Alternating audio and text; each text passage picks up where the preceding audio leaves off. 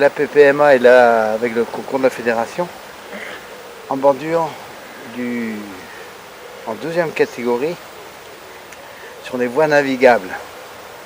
Là, il a fallu être un peu gonflé pour le faire, si tu veux. Donc, il y a 5 espaces qui font à peu près 35 à 40 mètres chacune. On a travaillé sur un terrain on ne sait pas à qui il est. Une certitude, c'est que les frayères ont été réalisées, matérialisées et tout. L'élodé est en train de prendre la place sur les frayères. Donc, tant que c'est de l'élodé, c'est une plante aquatique qui est très très bonne pour le frais du poisson. Il y a quelques nénuphars, de l'hydrocharis, et par contre on a une saloperie qui est en train d'apparaître de l'autre côté. Là c'est de la renouée du Japon. Il y a eu des essais qui ont été faits avec l'INRA, l'école de Guémené-Pinfo. Donc ils sont venus, ils ont planté du saule noir pour essayer d'étouffer la renouée du Japon. Résultat des courses, quand le saule noir va être bien poussé en bordure de cours d'eau, on ne sait plus où on ira à la pêche. Le saule noir qui a été mis en place, voilà un saule qui a été mis en place, ça va faire 3 ans, 4 ans, mais 3 ans sûrs. Là on ne va plus à la pêche dans ce secteur-là. La renouée du Japon, elle, par contre, on peut se faire un trou, je veux dire, entre les frayères, parce qu'on a quand même laissé des super coins de pêche entre chaque frayère, et ceux qui viennent à la pêche dans le secteur font du poisson. Là c'est la frayère des Vaches qui a été remaniée en fin d'année 2016. Donc quand on dit remaniée, elle n'était pas dans cette forme-là. On a élargi le passage du milieu avec de la terre venant de la municipalité de Malétroit. Donc là on peut accéder impeccable. Il aurait fallu simplement qu'on la creuse de 20 cm de plus si on pouvait le faire, mais bon, la loi, étant donné la loi, on ne peut plus faire ce qu'on veut dans les cours d'eau. Et résultat des courses, les racines de Jussy sont restées au fond, et le résultat est que la frayère aujourd'hui, elle est re-envahie. Donc on va encore la laisser pendant 1 an et demi ou 2 ans comme ça, parce que là ça fait quand même des belles zones de frayère, mais dans 2 ans, elle ne peut rien, elle sera morte. Et malheureusement, on ne peut rien en faire. Dans le terreau, ça ne vaut rien du tout. Les parfums de la Gacilly auraient pu peut-être se pencher dessus, hein, on ne sait jamais, on aurait peut-être pu faire un parfum de la Jussy, mais c'est vraiment une plante envahissante. Et il faudra s'habituer à vivre avec elle. Mais on n'y passera pas, nous bénévoles, notre vie à arracher ce genre de plantes. Donc il est temps qu'un petit entrepreneur local ou des entrepreneurs locaux s'équipent de godets trieurs avec des longs bras, et puis on les fera travailler. Mais l'argent du pêcheur n'est pas fait pour ça.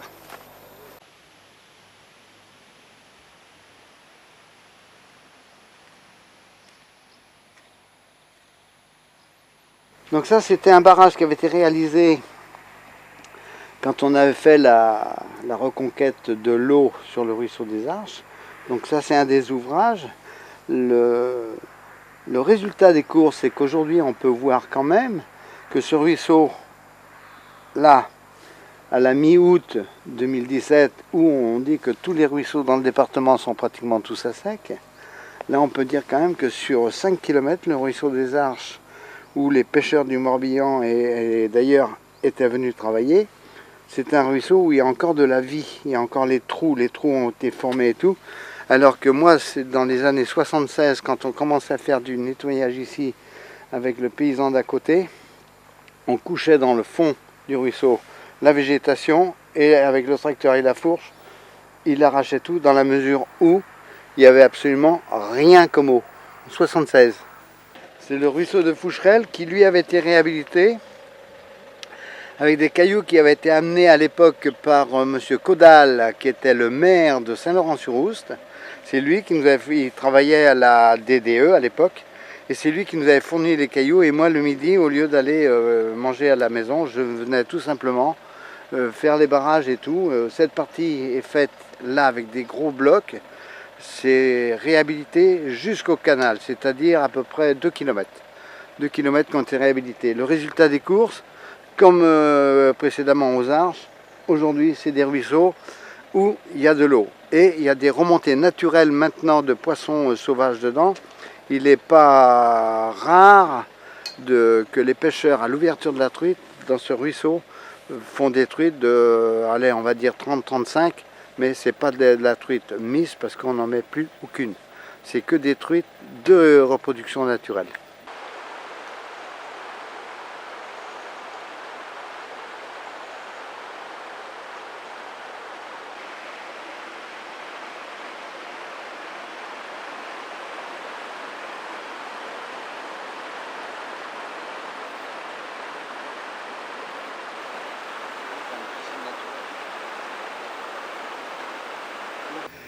L'objectif, c'est d'empêcher les parcours de pêche à se former. Et partout, il y avait un moulin ou autre chose, donc on craignait toujours la pression des propriétaires qui auraient très bien pu acheter ce bout de terrain-là et on bloquait littéralement la pêche à tout le monde, ce qu'on vient de voir à Bégasson. En ayant des terrains, en étant propriétaire de terrain, donc on gère nos terrains, là, on ne peut pas avoir de parcours de pêche, on ne peut pas empêcher nos pêcheurs d'y aller à la pêche. Là, on est au Pont-Torrent, c'est un coin très très prisé des pêcheurs à l'ouverture, dans la mesure où il y a une cascade naturelle juste en aval du pont. Là, l'année dernière, on a travaillé sur à peu près 250 mètres en amont en nettoyage de rivière et on a dû retravailler en gros 200 mètres en aval du pont. On avait même eu ce jour-là la présence du député Paul Molac avec nous, en train de nettoyer, donc ça c'était en octobre 2016. Il faut savoir qu'aujourd'hui, on nous demande, hormis la réalisation qu'on fait sur les terrains, il faudrait qu'on passe une journée à prendre en photo nos rives qu'on va nettoyer, déjà que c'est contraignant de mettre ça sur un programme, on le met sur un programme, donc photo avant, photo pendant, photo après. Les pêcheurs vont arriver, on est à un terme aujourd'hui, c'est que les pêcheurs, on n'aura pas les moyens de se payer un photographe à venir derrière nous. C'est vrai que dans la salle ici, il y a certainement plein de jeunes pêcheurs qui sont encore la hargne de vouloir faire du nettoyage. Et avec les moyens aujourd'hui, les multimédias et compagnie comme on dit, avec les portables, on fait des belles photos et on envoie ça sur Facebook. Moi, je fais partie des sexagénaires et ça, je n'ai pas vécu ce genre de truc. Donc, s'il y a quelqu'un dans l'équipe qui voudra bien faire des photos, on le fera faire des photos. Hormis, il n'y aura pas de photos, mais on continuera quand même malgré tout à faire du nettoyage.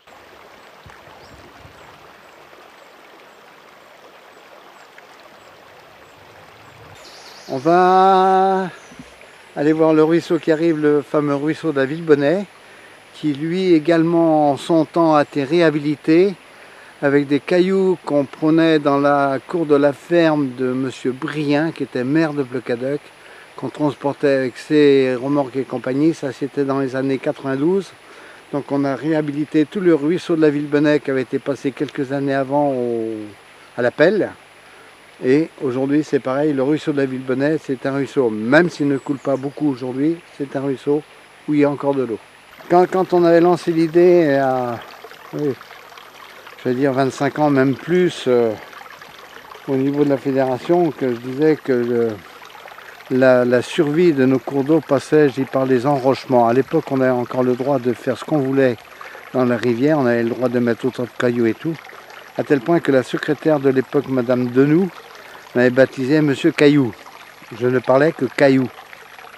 Mais le résultat des cours, c'est que tous les ruisseaux du secteur de la PPMA de Manétroit qui ont pratiquement tous été refaits avec des cailloux et compagnie, je l'ai déjà dit, je le redis, on est en période de sécheresse, mais nous, tous nos cours d'eau aujourd'hui ont encore de l'eau et qui dit eau, dit vie. Je suis désolé, mais si tout le monde avait joué le même jeu, je dis on serait peut-être pas aujourd'hui au niveau départemental en train de pleurer après l'eau en disant il y a la sécheresse partout. Non.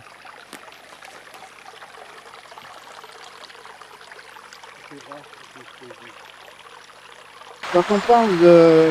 Là on est sur le site du Crasé. Et on est au barrage de Lieu. Nous on l'appelle le barrage de Lieuzel. Et malheureusement, ce barrage-là, donc il y a un OBF de l'autre côté, et là c'est que du béton. Je n'ai qu'une seule hâte, parce que quelque part, il y a des gens qui ont essayé de pouvoir débarrer pour faire la libre circulation du poisson. Même si aujourd'hui, il y a des études qui sont faites avec le bassin de Loos pour différents travaux sur la rivière. Moi, personnellement, j'ai qu'une hâte, c'est de voir ce gros chêne-là s'écrouler. En s'écroulant, le tunnel, il fera une dérivation naturelle. Et c'est dommage qu'à l'époque, quand on a mené les achats des terrains qui sont de l'autre côté, un peu plus loin, avec fédération et association de pêche, c'est dommage que le propriétaire vendeur, M. Roland, n'avait pas voulu nous céder cette partie-là, parce qu'aujourd'hui, on ne serait pas en train d'attendre la remontée naturelle des poissons qui sont bloqués aujourd'hui dans un barrage à la con qu'il faudrait enfin rien pour l'ouvrir. Un grand coup de vent et je pense que le travail sera fait. On a mis en place 18 postes à mobilité réduite sur le secteur de Malétroit. Tant aussi bien en première catégorie, là c'en est un, qu'en deuxième catégorie sur le canal. Et ce ponton-là a été mis sur un terrain privé, sur le terrain privé de M. Roland, donc avec son accord, accord écrit d'ailleurs, comme quoi on pouvait mettre un ponton dessus et avec libre accès aux pêcheurs. Ça avait été dans la clause d'achat des terrains qu'on lui avait achetés. Il nous laissait libre circulation des pêcheurs sur sa propriété qui ne deviendra jamais une propriété privée. Ça, c'est très très important. Et là, on est vraiment sur un site, c'est exceptionnel. La succession des petits barrages qu'on voit en herbe, là, la succession, ce sont des barrages qui ont été construits uniquement par les lamproies.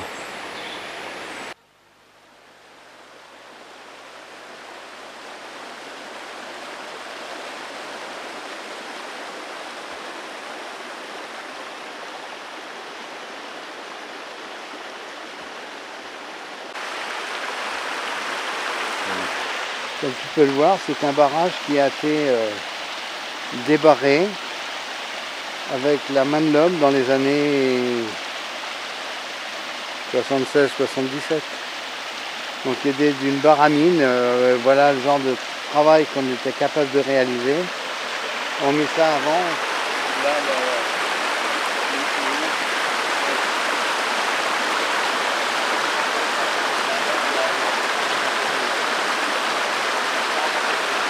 on a un objectif à la PPMA à Malétroit, c'est de dire partout où il y a un pont, partout où il y a une rivière, on doit voir l'eau. Donc l'objectif, c'est de dégager sur 50 mètres ou 100 mètres les endroits. Donc là, ce qu'on voit là, les saules ici, là, normalement ça va être nettoyé. Mais il faut savoir qu'il y a 5 ans, cette portion-là a déjà été nettoyée, on voyait vraiment la rivière, on ne voyait pas la végétation. Donc là, on est quitte à recommencer cette année. Il faudrait qu'on y consacre pour bien faire, je vais dire, au minimum, nous les bénévoles, pour avoir des cours d'eau qui seraient en bon état et compagnie. C'est pas de consacrer, je vais dire 3 semaines comme moi je consacre, mais il faudrait qu'on consacre pratiquement à un mois, mais à plusieurs, pas une seule personne. Là, on est au barrage de la Bérodet. Le barrage de la Bérodet, c'est le barrage sur la Claye à partir du canal de Nantes à Brest. C'est le principal obstacle pour la remontée de tous les migrateurs. Lamproie, truite, éventuellement saumon, parce que du saumon il y a. C'est vraiment l'obstacle. Et on aurait souhaité, du moins moi personnellement, j'aurais souhaité qu'on le mette en priorité dans le creux qui est en train de se mettre en place pour 2018 sur la Claye. Et pour ce faire, au barrage de la Bérodet, la PPMA est rentrée en contact avec Madame Lano, la propriétaire des terrains à côté, pour essayer de lui acheter les terrains. chose qu'on vient de réaliser avec la Fédération de pêche du Morbihan. Donc on a acheté les 2 terrains qui sont au long de la route, plus le terrain où il y a le pigeonnier, pour la modique somme de 2500 €. Une bouchée de pain par rapport à ce que ça vaut. Et par contre, où il y a le terrain où il y a le pigeonnier, éventuellement, avec, je veux dire, mais là c'est moi qui m'avance, avec 3 heures de grosse pelle à chenille, la passe à poisson serait faite. Mais on n'a plus d'autorisation d'aller sur les terrains comme ça, sans à monter des dossiers à je ne sais pas quoi, alors que là on pourrait déjà d'ores et déjà voir tous les migrateurs remonter.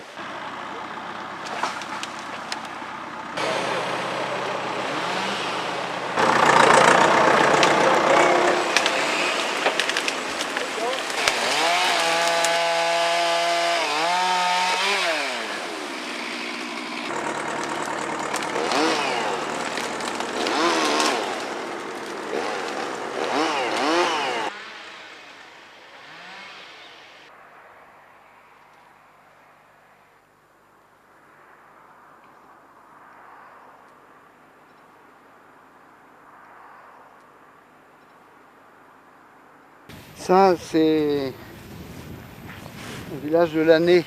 C'est un coin de pêche qu'on appelle le fer à cheval. Parce que c'est vrai, quand on regarde, c'est bien. C'est un coin réputé pour la pêche au sang, de carnassier. Il y a toujours du monde d'ailleurs. D'ailleurs, c'était pour laquelle on avait mis en place un accès pour handicapés. Mais les voies navigables, comme il n'y a pas que des ingénieurs là-dedans non plus, ou du moins il n'y a pas que des... Il y a trop d'ingénieurs pour le peu qui travaillent. Cet accès handicapé, quand on l'a mis en place sur des pieux en béton, ils n'ont pas trouvé mieux d'enrocher le tour, mais en reculant l'accès handicapé de 2 mètres par rapport à l'eau, alors qu'avant il était vraiment à l'aplomb de l'eau. Faudrait recreuser et le déplacer, qu'on le redéporte un petit peu, parce que là ça fait un peu loin quand même de l'eau pour pouvoir pêcher. Là on démarre, c'est vraiment la vieille rivière. Le barrage de l'année, où on peut voir le dénivelé qui est aux alentours de 2,50 m voire 3 mètres. Donc aucune remontée de poissons sur ce secteur-là. Par contre, le propriétaire, M. Leroy, le propriétaire des usines électriques de l'année et de Beaumont à Saint-Laurent-sur-Oust. Donc à Beaumont, c'est une passe à poissons en béton avec des escaliers qui a été réalisés. Par contre, ici, l'année dernière, il a réalisé une passe à poissons, c'est plus une rivière de contournement. Donc l'eau, la rivière commence là, c'est que une succession de bassins qu'il a fait, c'est très très bien conçu pour ressortir après dans le canal. Donc ici, lui, nos 2 microcentrales électriques qu'on a sur la PPMA, elles sont toutes les 2 équipées de passes à poissons. Il n'y a pas eu beaucoup de réunions préparatoires à ce genre de travaux. Ça s'est fait en bonne intelligence avec le propriétaire, dans la mesure où c'est quelqu'un qui est très très respectueux de l'environnement et qui n'a pas peur de mettre la main au bassinet, parce que malgré tout, là ça a dû lui coûter la bagatelle de 50 000 €.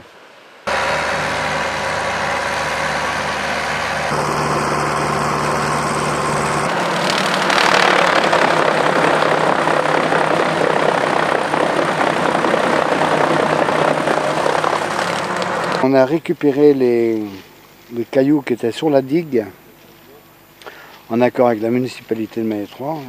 On lui a enlevé une épine du pied, en disant les cailloux, moi je les récupère, j'avais vu ça avec le maire à l'époque.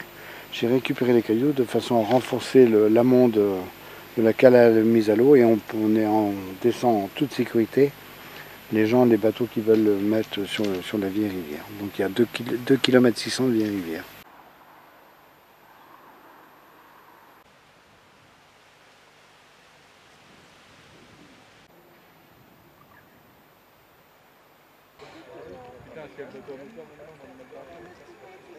Toc.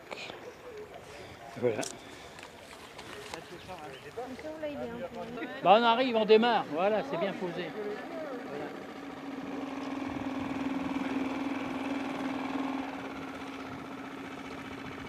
Ah bah dis donc, regarde.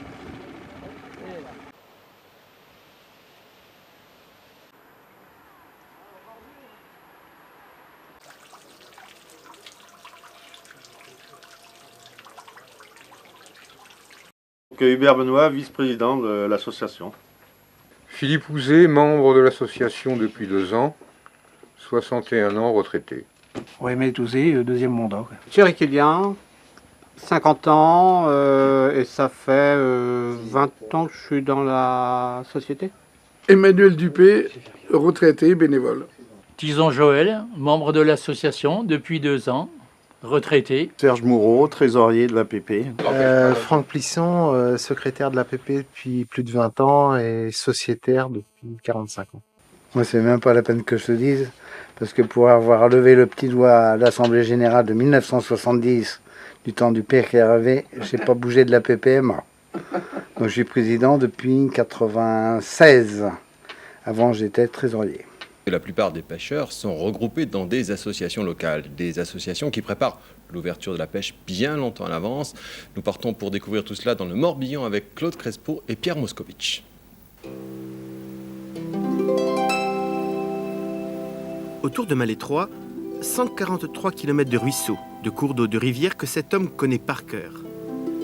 Pierre dirige l'association de pêche locale forte de 862 adhérents. Si la pêche a été un loisir pendant longtemps, aujourd'hui, nous sommes devenus des gestionnaires de la pêche, mais pas uniquement de la pêche, nous sommes devenus des gestionnaires du milieu aquatique. Donc on est partie intégrante de l'environnement. Nous sommes maintenant, nous les pêcheurs, devenus des sentinelles de l'eau. Son combat, sauver ces eaux polluées par les pesticides et autres nitrates. Son credo, réhabiliter les rivières. Exemple, en septembre dernier, tous les bénévoles étaient de corvée de rochers. Le but de la manœuvre a été tout simplement de déverser des blocs de cailloux, du granit, faire des mini-barrages, des accélérateurs qui vont oxygéner l'eau, surtout augmenter la nappe d'eau d'environ 15 cm. Là, c'est un type d'ouvrage qui a été fait avec des traverses de chemin de fer. Et là, on est à peu près assuré qu'on aura à peu près 35 à 40 cm d'eau. Et 6 mois après, voilà le résultat à quelques heures de l'ouverture de la pêche. Autre ambition de l'association, derrière un caillou, un poisson, d'où alvinage. Ici, on appelle ces poissons d'élevage des truites de tir, un peu comme les faisans pour la chasse. Elles sont destinées à satisfaire l'orgueil des pêcheurs de demain. Mais à l'automne, on pratique un autre déversement, de truitelles. Elles serviront de repas à d'autres congénères et le protocole de mise à l'eau est très strict. Ici, là, tu peux en remettre un petit peu, là. On a pris des truitelles dans un bac dont la température était relativement inconnue, mais pas forcément la même que celle de la rivière. Donc, pour les habituer, pour leur éviter un choc thermique qui risquerait de les tuer, on a mélangé de l'eau de la rivière avec l'eau du bac, de façon à ce que la température se stabilise progressivement. L'association gère aussi une école de pêche, dont voici la salle de classe. Un étang où cohabitent goujons, tanches, cendres et autres ablettes. On va en mettre 2. Des anciens encadrent une dizaine de jeunes. Pas faire trop des jets par l'arrière, toujours vers l'avant, tu jettes vers l'avant. Pour transmettre leur savoir, souvent, à peu de frais. Avec une canne de bambou, mais roseaux de jardin, sans emmanchement, sans rien, nous sommes capables de prendre du poisson. Sauf aujourd'hui. Une matinée de patience et pas une prise. Qu'à cela ne tienne, on apprend aussi, sinon à mentir, tout au moins à justifier un éventuel fiasco. Ce jour-là, l'eau était trop froide et c'était la pleine lune. Voilà, il fera beau ce week-end.